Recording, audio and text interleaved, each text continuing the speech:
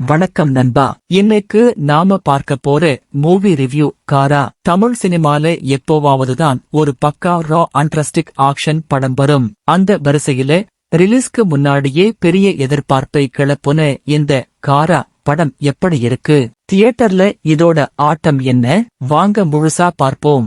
இந்த படத்தோட கதை ஒரு கடலோர கிராமத்துல ஆரம்பிக்குது.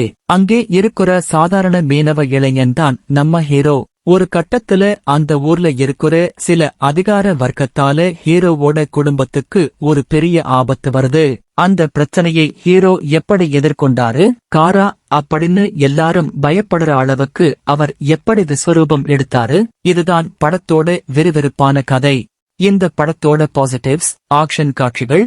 படத்தோட மெயின் பிளஸ் இதோட சண்டை காட்சிகள் தான். ரொம்ப யதார்த்தமா, அதே சமயம் ரத்தமும் சதையுமா மிரட்டலா காட்டியிருக்காங்க.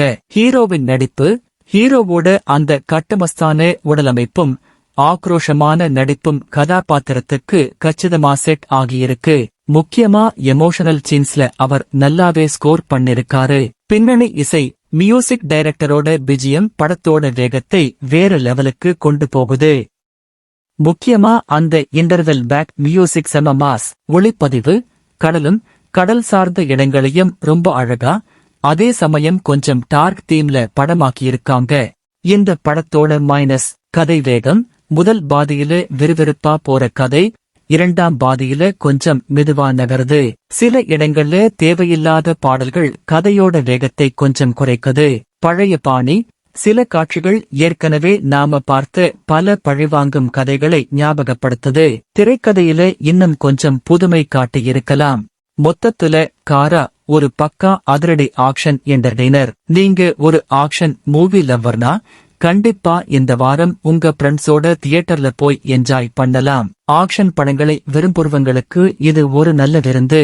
இந்த படத்துக்கு நாங்க கொடுக்கும் ரேட்டிங்ஸ் 5க்கு 3. இந்த வீடியோ உங்களுக்கு பிடிச்சிருந்தா லைக் பண்ணுங்க. நீங்க காரா படத்தை தியேட்டர்ல பார்த்துட்டீங்களா? உங்களுக்கு படம் எப்படி இருந்துச்சுன்னு கமெண்ட்ல சொல்லுங்க. அப்படியே நம்ம சேனலை சப்ஸ்கிரைப் பண்ணிடுங்க. அடுத்த ரிவ்யூல சந்திப்போம். நன்றி.